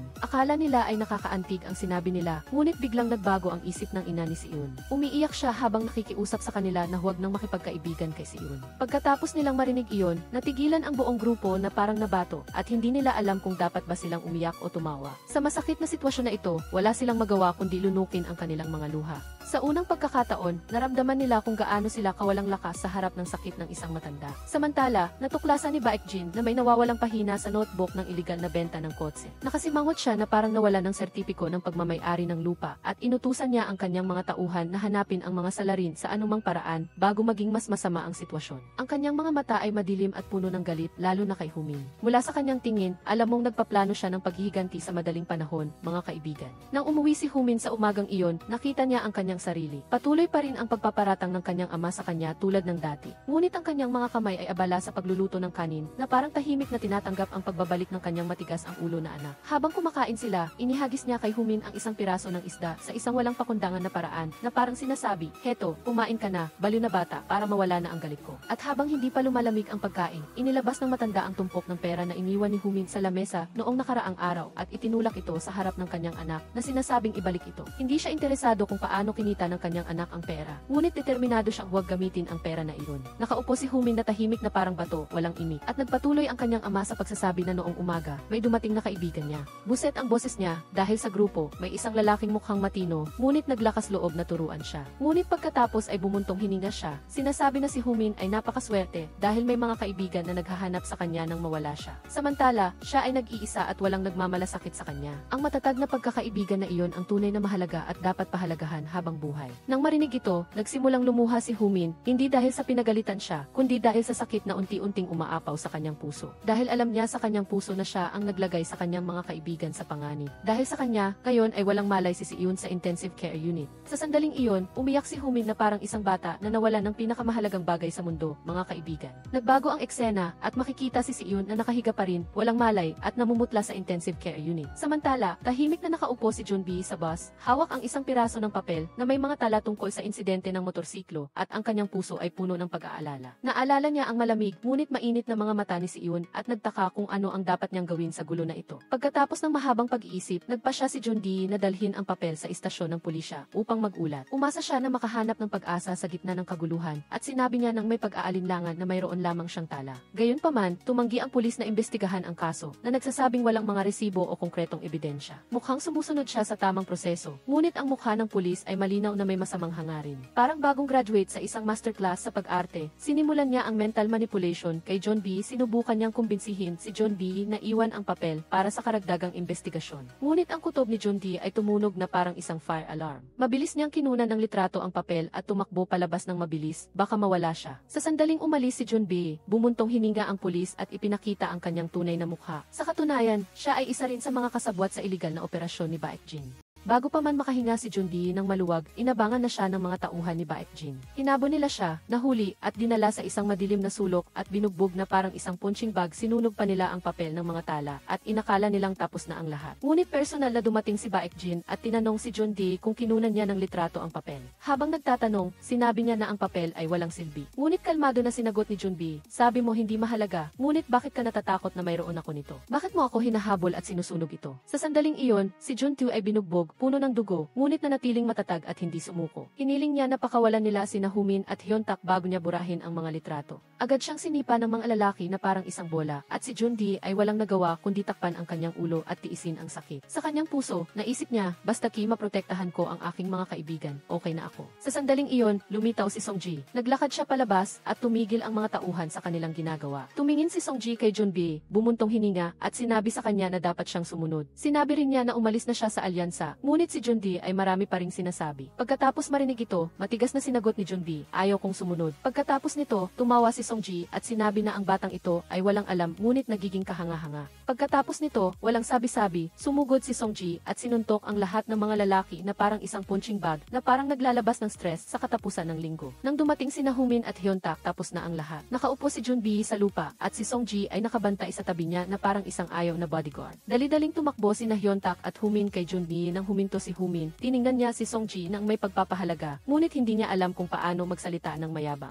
Ngunit pumiti lang si Songji at sinabing, ikaw ang hari ng paaralan, Humin. Pero si Hyuntak ang tunay na hari ng paaralan. Pagkatapos marinig ito, walang sinabi si Humin kundi tumango bilang pag-amin at mahinang nagpasalamat kay Songji. Bago siya bumalik sa kanyang base, nakita ni Baekjin ang kanyang pinuno, si Choi, na nasa gitna ng bakuran at nagmumura. Ang kanyang mukha ay pulang-pula na parang labanos dahil sa galit dahil si Baekjin ay hindi epektibo sa pamamahala sa kanyang mga tauhan. Ang iligal na negosyo ng sasakyan ay nabunyag na parang isang pakwan na nahulog sa lupa. Sumisigaw siya at naghagis ng mga bagay-bagay sa lahat ng dako upang babalaan si Baekjin. Ngunit si Baekjin, na ang mukha ay parang yelo, ay nakipagtalo sa kanya nang hindi nagpapakumbaba. Para siyang sinasabi, ako na rin ngayon ang pinuno, kaya huwag mo akong takutin. Ang saloobin na iyon ay lalong nagpagalit kay Choi, ngunit nakita niya na wala siyang mapapala sa pakikipagtalo sa kanya. Kaya sa huli, nagalit ang pinuno at umalis. Habang naglalakad, umamin si Junbi na itinago niya ang isang pahina ng mga tala, kaya hinahabol siya ng mga lalaki na parang baboy na tumatakas. Nang marinig ito, natigilan ang grupo. Si Junti ay kasing baliw ni Seon, kumikilos para sa kanyang mga kaibigan nang hindi nag-iisip at ginagawa ang lahat para sa kanyang mga kapatid. Tumayo si Humin na parang isang estatwa at sinisisi ang kanyang sarili hanggang sa halos mabasag ang kanyang puso. Ngunit hindi siya pinabayaan ni Hyuntak na malungkot ng matagal. Mabilis niyang ginising si Humin at hinimok silang buhatin si Junbi sa ospital at dumaan na rin sila upang bisitahin si Seon. Dahil sa kanilang mga puso, lahat sila ay may mabigat na pasanin at mga bagay na hindi pa nasasabi. Kinabukasan, naging desperado si Humin at nagdala ng isang malaking megaphone. Pagkatapos, mag-isa siyang tumayo sa gitna ng bakuran ng paaralan at direktang tinawag si Baekjin na parang gumagawa sila ng isang pelikula ng hamon. Nang marinig ito, natigilan si Baekjin na parang isang estatwa. Hindi makapaniwala na naglakas loob si Humin na pumunta sa kanyang paaralan at hamunin siya sa publiko. Ngunit sa loob, siya ay puno ng galit. Dahil sa pagbuo niya ng isang cool na imahe ng isang pinuno, ngayon ay may isang taong naglalantad sa kanya bilang isang kriminal. Kaya, walang sabi-sabi, ang dalawa ay nagalit. Nakita si Humin na nag-iisa, handang makipaglaban sa buong mundo. May isang sumigaw mula sa labas na sinasabing hinahamon ni Humin ang buong alyansa at naghahanap siya ng mga kasama para sa isang huling laban.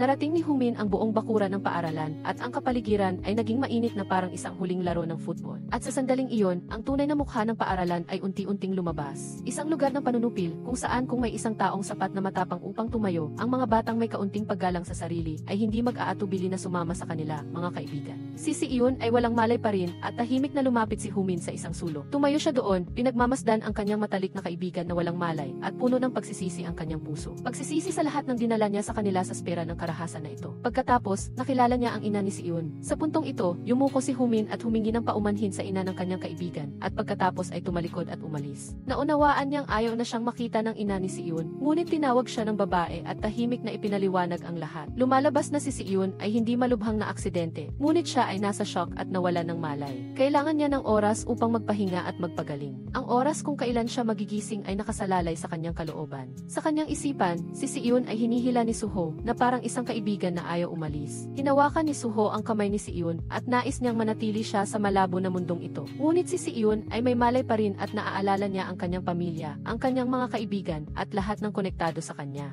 Pagkatapos ay marahan niyang binitawan ang kamay ni Suho upang bumalik sa realidad. Sa sandaling pinili niya ang realidad, biglang nagising si Seon. Sa paggising niya, bumangon siya na parang may tumawag sa kanyang kaluluwa. Determinadong hanapin si Suho sa anumang paraan, ang kanyang pag-iisip sa sandaling iyon ay labis na naguguluhan at nasasaktan. Parang isang distorted na bola na handang mabasag sa isang malambot na paghawak. Sinubukan ni Humin na pigilan ang kanyang emosyon at tahimik na sinabi sa kanya na ang kanyang kaibigan ay okay at walang malubhang nangyari. Sa katunayan, ang tibok ng puso ni Suho ay hindi stable sa oras na iyon at hindi makontak ng ospital si Humin at Suho, kaya tinawagan nila ang numero ni Seon. Oh, by God, sa puntong ito, ang aking dugo ay halos bumaliktad. Pagkatapos ay tahimik siyang tumalikod, naglalakad at nag-iisip na parang isang walang katapusang Korean drama. Ang kanyang isipan ay nagsasabi sa kanya na dapat siyang maging malakas, ngunit ang kanyang puso ay gustong umiyak. Ngunit sa gitna ng magulong pag-iisip na iyon, biglang nakita ni Si-eun ang kanyang tatlong matalik na kaibigan na naghihintay sa kanya sa isang sulok. Nakaupo sila doon na parang tatlong asong nabasa ng ulan na naghihintay sa kanilang amo. Ang sandaling iyon ay nagdulot kay Si-eun ng matinding damdamin at isang bahagyang ngiti ang lumabas sa kanyang mga labi. Sa unang pagkakataon pagkatapos ng mahabang serye ng madilim na araw, lumiwanag ang kanyang mga mata nang makita niya ang mga taong tunay na nagmamalasakit sa kanya.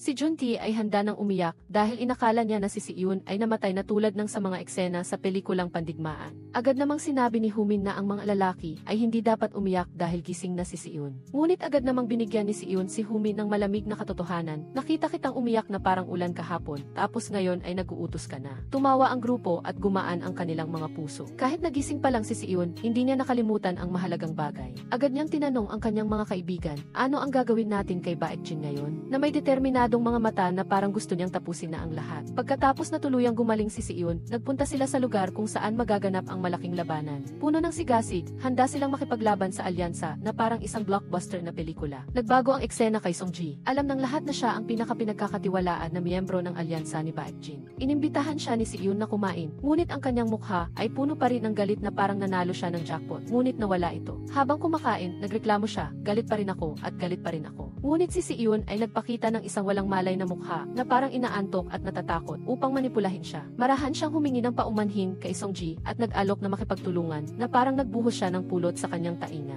Tiningnan ni Song-ji si Si-eun at nakita niyang kawili-wili siya na parang sinasabing, sige, tingnan natin kung ano ang magagawa mo. Kaya, pumayag siyang makinig at ipinaliwanag ni Si-eun ang kanyang plano kung tutulungan siya ni Song-jae, maliligtas siya sa anumang kaso kapag bumagsak ang alyansa. Mukhang makatwiran ang alok kaya agad na pumayag si Song-ji na parang bumibili ng mga bagay na may diskwento sa katapusan ng taon. Pagkatapos na makumbinsi si Song-jae, agad na umalis si Si-eun upang pag-aralan ang diskarte ng kalaban. Sinuri niya ang bawat detalye tulad ng isang profesional na manlalaro ng chess at gumawa ng isang detalyadong plano. Napagtanto niya na ang paaralan ay nasa isang malaking dehadong bilang ng mga tauhan. Ang pinakamagandang paraan ay hindi ang sumugod, kundi ang hatiin muna ang hanay ng kalaban. Ang isang tunay na matalino ay lumalaban ng mayabang na parang isang general na papunta sa digmaan, di ba, mga kasama? Ang susunod na puntirya ni Si-eun ay ang tuso na si Human. Ang plano ay hingin kay Human na magpanggap na si Baekjin para mag-withdraw ng pera para isipin ng mga tauhan na kinakamkam ni Baekjin ang lahat ng pera nila. Kapag nawala ang pera, syempre, magkakagulo ang mga tauhan na parang mga langgam na tumatakbo sa mainit na tubig. Mag-umpisa na magduda at mag-away-away sila na parang gumagamit ng internal na labanan para sirain ang kalaban. Samantala, araw-araw na nagsasanay si Human ng kanyang lakas sa team. Habang nagpapalakas siya, si Humin ay nakaupo at nakikipag-usap kay Human. Sa kanilang usapan, nabunyag na kahit matigas ang mukha ni Humin, nag-aalala pa rin siya para kay Baekjin sa loob-loob niya. Sa huli, magkaibigan pa rin sila mula noong mga bata pa sila. Siyempre, si Baekjin ay hindi rin bobo para hindi mag-isip. Noong umaga, habang tulala siya, tumawag ang babae mula sa ampunan kung saan dati nakatira si Baekjin. Direktang sinabi ng babae sa kanya na huwag na siyang magpadala ng pera o regalo doon. Kahit parang malumanay, binubunyag na ng babae ang sikreto niya. Dahil may naramdaman siyang mali na parang bigla na lang yumaman ang lalaki na parang nanalo sa loto. Nang marinig iyon, natigilan si Baekjin na parang estatwa at ang kanyang mukha ay naging kalmado na parang tubig sa lawa. Ang araw ng labanan ay nasa gitna ng malakas na ulan at ang araw ay parang nagbuhos ng tubig diretso sa campus. Ang tanawin ng bawat isa na may dalang payong sa gitna ng ulan ay sobrang astig. Napakaastig na pati ang mga pelikula ay dapat sumuko. Ang grupo ni Baekjin ay maagang dumating na may masamang aura na parang pupunta sila sa kasal kung saan nawala ng kuryente ang bahay ng babae. Samantala, dahan-dahang dumating ang grupo ni Humin at ang bawat hakbang nila sa basang campus ay nakakabaliw sa kagwapuhan. Biglang may sumunod na grupo ng mga estudyante ng mga kaibigan ni Juntae at Hyunta. Dumating sila na parang bagyo para bawiin ang karangalan na sinira ng mga kalaban. Nakakatuwa na kasama pa si Human na may hawak na payong at handang makipag-away na parang hindi niya kailanman trinaidor ang sinuman. Tama, kahit may alitan sa loob, ayos lang, basta may kinalaman sa mga kaibigan, sila ay nagkakaisa na parang pandikit. Nakatanggap si Si-eun ng text mula kay Song-ji na mayroon na siyang ebidensya para ibunyag si Baekjin, kaya nagmadali siyang pumunta sa kanilang tagpuan. Pagdating niya, ibinigay ni Song-ji ang orihinal na cellphone na naglalaman ng lahat ng sikreto, na akala niya ay tapos na, ngunit bigla siyang inatake. Pero pala, si Songji ay hindi madaling bilhin, kaya nagpaplano siya at nagpautos sa matabang lalaki na nagtatago sa dilim na umatake. Hinila siya hanggang sa mamula ang kanyang mukha at nawala ng malay, na parang isang overcooked na siopao. Samantala, si Humin ay nasa gitna ng campus at nakita niyang kumpleto na ang kanyang mga kaibigan, at halos maiyak siya sa tuwa. Ngunit mabilis niyang napansin na may kulang, kaya mabilis na kinuha ni Jungtae ang kanyang cellphone at tumawag, ngunit ang narinig niya lang ay ang tono ng walang signal. Alam niya agad na may masamang nangyari, dahil malinaw na dumating na si Sion, at kung walang signal, nangangahulugan lamang na may nangyari sa kanya. Kaya walang sabi-sabi, nagpa siya si Jungtae na umalis sa grupo para hanapin ang kanyang kaibigan. At si Humin, pinamunuan niya ang buong grupo ng mga kaibigan at diretsong nagtungo sa grupo ni Baekjin para buwagin ang kanilang alyansa. Para matapos na, si Humin na nasa harap ay nakikipag-ugnayan kay Baekjin habang pinapaalalahanan ang kanyang mga kasama na hatiin at tapusin ang iba pang mga kalaban. Walang maraming salita, sumigaw si Human ng Yi sa tabi niya na parang nasa palengke. Kaya gigi ang buong grupo ay nag-away-away na parang isang martial arts gathering, sinuntok ng isa ang isa pa, at ang isa ay sinipa ang isa pa, at nagkagulo na hindi na makilala kung sino ang sino. Ang natira lang ay ang mga suntok ng galit na lumilipad sa ilalim ng malakas na ulan, mga kasama. Ang totoong laban ay malapit ng sumabog hanggang sa rurok. Habang plinano ng matabang lalaki na tapusin si Sion, bigla siyang nagising. Agad niyang kinuha ang bagay na nasa tabi niya at sinuntok ang lalaki. Sakto namang dumating si Jungtae at nakita si Sion na gumagapang patungo sa pinto. Bago pa sila makasakay sa sasakyan at makatakas, dumating ang matabang lalaki at sinuntok ulit si Sion. Kaya dalawa laban sa isa na sila, at dahil sa laki ng matabang lalaki, sumugod siya na parang isang galit na toro. Dahil dito, ang payat na katawan ni Jungtae ay nasugatan at halos mawalan ng malay. Nakita ito ni Sion at gusto niyang dalhin si Jungtae sa ospital. Ngunit tumanggi si Jungtae. Sinabi niya na ang pangunahing prioridad ngayon ay labanan ang alyansa at ang iba ay mamaya na. Sa tabi ng nagkakagulong grupo ng mga estudyante, patuloy ang walang humpay na suntukan. Isang lalaki ang umakbay sa isa at binagsak ito. Sinipa ng isa ang isa pa hanggang sa matumba at mauntog ang ulo, at bawat isa ay may isa pang lalaki na susuntok. Sa wakas, dumating din ang pangunahing karakter na si Baekjin kay Humin. Tiningnan nila ang isa nang may galit na nabuo sa loob ng 1,000 taon, at ang kanilang mga aura ay parang 2 leon na handa ng mag-away. Samantala, si Sion ay nagmamadali na parang kabayo para makarating at tulungan ang kanyang mga kasama. Ngunit bago pa siya makarating, naunahan na siya ni Baekjin na sinuntok si Humin ng matindi. Sa sakit ng suntok, ngumiti si Humin at pinuri ang kanyang kaibigan na malakas na ngayon ang suntok. Hindi na nag-alinlangan si Humin at sinuntok si Baekjin ng malakas na naging dahilan upang masaktan ang balikat nito. Nang makita ni Humin na nasasaktan ang kanyang matalik na kaibigan, ngumiti lang siya ng mailamig at sinabing wala ng pagkakaibigan ngayon, tanging laban na lang hanggang kamatayan.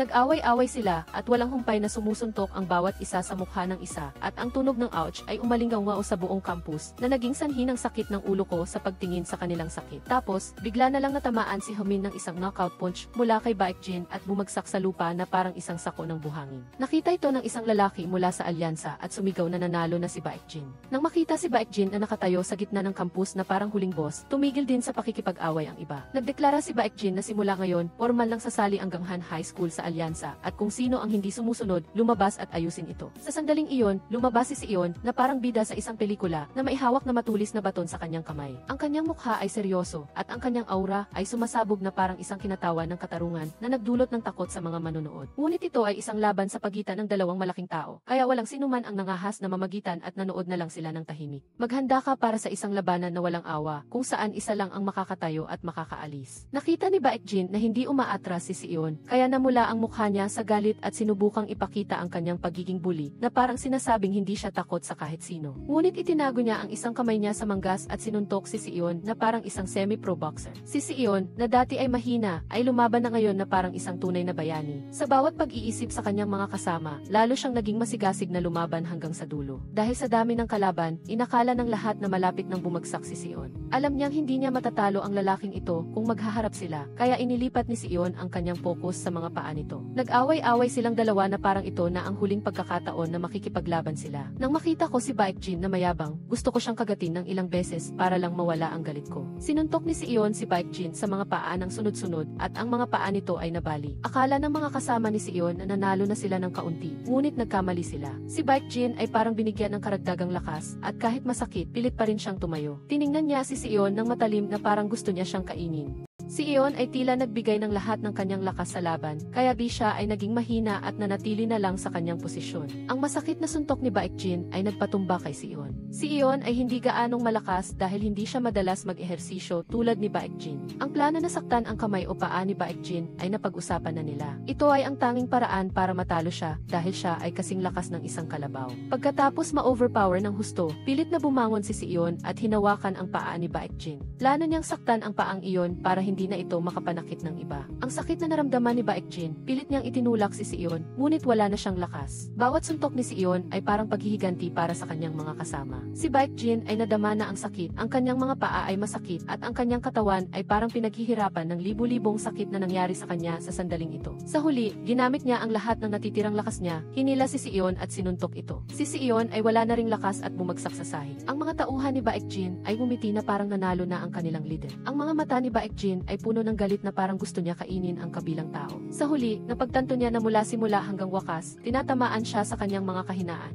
Napagtanto mo ba ngayon na huli na ang lahat dahil ang buong katawan mo ay masakit na masakit? Sumigaw si Baekjin kay Eon na kung kaya niya, kainin pa siya dahil nakatayo lang siya dito. Ang lahat ng mga estudyante ay natigilan at naghihintay na makita ang susunod na mangyayari. Si Eon, na mahinang bayani noon, ay mas malakas na ngayon. Sinabi niya na hanggang humihinga pa siya, ipagpapatuloy niya ang laban. At ang buong katawan ni Baekjin ay malusog ngayon, ngunit hindi ibig sabihin ay mananatili itong ganoon sa hinaharap. Ang tunay na layunin ni Eon ay magbigay ng oras kay Humin para makabawi ng lakas. Huli na nang napagtanto ito ni Baekjin dahil dumating si Humin na parang bagyo na may karagdagang lakas. Binasag si Baekjin sa sobrang suntok na wala na siyang lakas para lumaban. Binigyan siya ni Humin ng matinding suntok na nagpatumba sa kanya. Nanatili siyang nakahiga at hindi gumalaw. Nagulat ang lahat ng mga estudyante at inakala nilang nawala ng malay si Baekjin at hindi na makakabangon para lumaban. Ang mga tauhan ni Baekjin ay namutla. Sa huli, humingi ng tawad si Humin kay Baekjin para sa lahat ng nangyari sa nakaraan at kasalukuyan. Si Baekjin, na matigas ang ulo, ay ayaw pa ring humingi ng tawad kahit na natalo siya ng husto. Ang laban ni Humin ay kumakatawan sa kalayaan ng Ganghan High School. Ang matagal na pagkakaalipin ay tila natapos na. Sumunod si Eon na dahan-dahang lumapit kay Baekjin at binigyan siya ng tingin ng awa. Ano man ang manalo o matalo, pareho silang may maraming pisikal na sugat. Naglakad sila ng pagod patungo sa dulo ng campus at patungo sa pangunahing gate. Ang bawat isa sa kanila ay parang zombie na sumakay sa bus at sa bawat hakbang, parang gusto nilang bumagsak sa lupa. Si Juntae, na hindi naman malakas, ay lalo pang humina. Pagdating sa bus, magkakayakap sila sa pagod dahil galing sila sa isang labanan.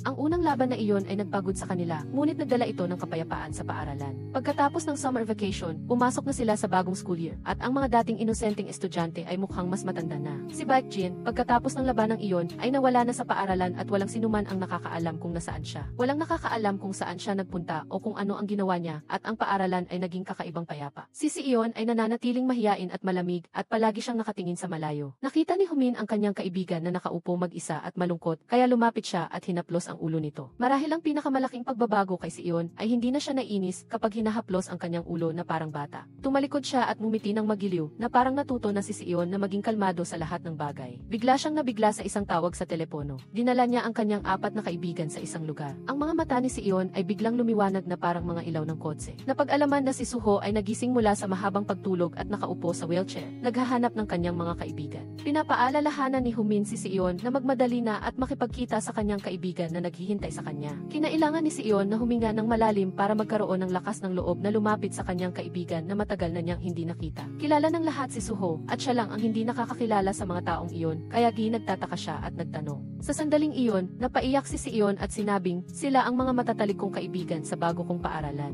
Ang pagdating ni Suho ay parang isang mabigat na pasanin na inalis sa puso ni Eon. Ngumiti si Suho na parang sinasabi, magiging masaya ka na. Kahit gaano man kahirap ang mundo, mayroon pa ring pagmamahal na pumupuno sa kanila. Napatawa si Eon na nangangahulugang tapos na ang kanyang mahirap na mga araw. Hindi na siya nabubuhay sa takot at pagsisisi at maaari na siyang mabuhay ng payapa. Pagkatapos, si Songjay na naglalakad-lakad sa Bolin ay biglang nakita ang isang estranghero na nakaupo sa isang sulok. Inamin ni Songji na kaibigan man o hindi o kahit kaibigan, ayos lang.